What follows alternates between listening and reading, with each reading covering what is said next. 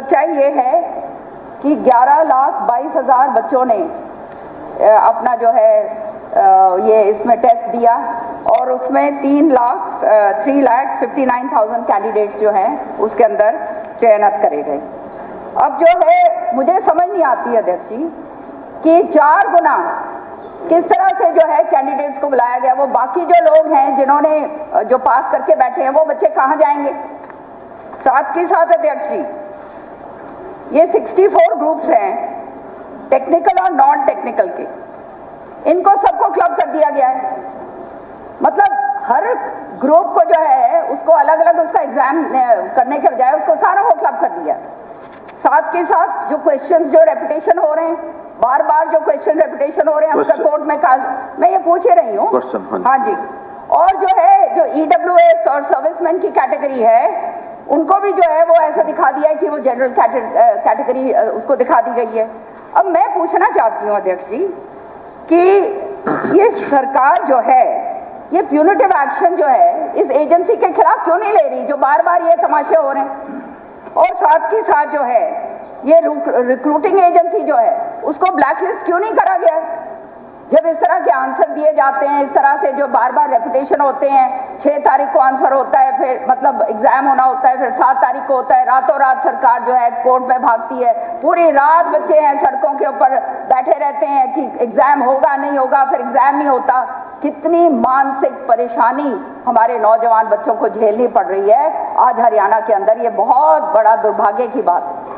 अध्यक्ष जी ये क्या हो रहा है अध्यक्ष जी, इसका जो है इसका समन्वय बनाकर ये करिए। और मैं तो एक बात कहूंगी आज इस मंच पे यहाँ से ये मैं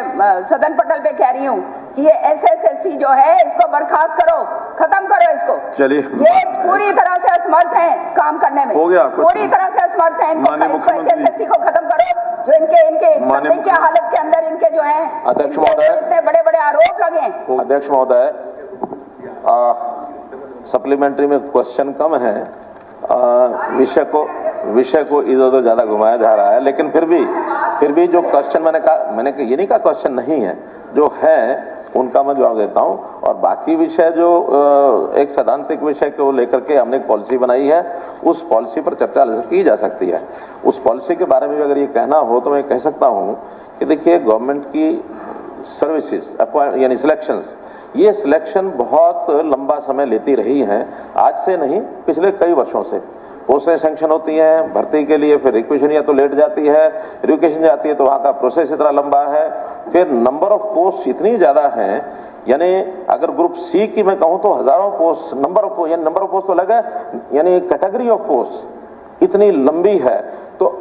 प्रावधान अगर ये रखा जाए कि हर कैटेगरी के लिए अलग से एग्जाम होगा, चाहे 10 पोस्ट हैं तब भी लाखों लोगों ने अप्लाई करना है, और चाहे 500 हैं तब भी करेंगे, 5,000 हैं तब भी लाखों करेंगे। उसी में से एक रास्ता ये निकाला कि हम थोड़ा इसको स्पीड अप करें, तो नई पॉलिसी हमने बनाई है। उस नई पॉलिसी के 2 पहलू हैं। पहला पहलू ये है कि ग्रुप D जैसे हमने किया है कि पूरी ग्रुप D की अलग अलग पोस्टें उनका एक कैडर बना दिया जाए, और एक कैडर बनाने के बाद फिर ग्रुप D में मान लो कोई एक डिपार्टमेंट में जाता है, दूसरे में जाता है, मानो PN है तो PN यहाँ भी वही काम करेगा, वहां भी वही करेगा। और हम उसको सुविधा ये भी दे रहे हैं कि अगर एक समय के बाद वो अपने डिपार्टमेंट को बदलना भी चाहे,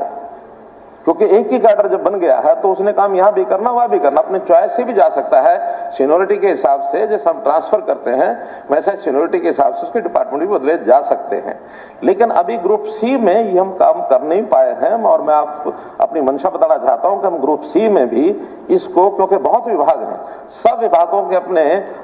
रूल्स एंड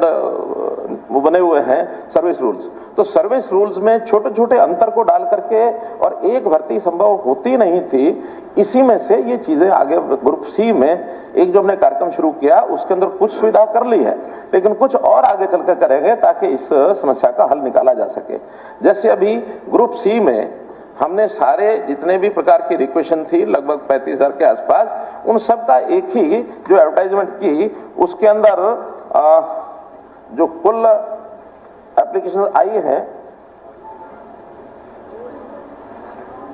11 लाख के लगभग, मैं एग्जैक्ट नंबर बताता हूं उसका, 11,22,000 लोगों ने अप्लाई किया है, और उसके बाद 3,59,000 ने CET फेज 1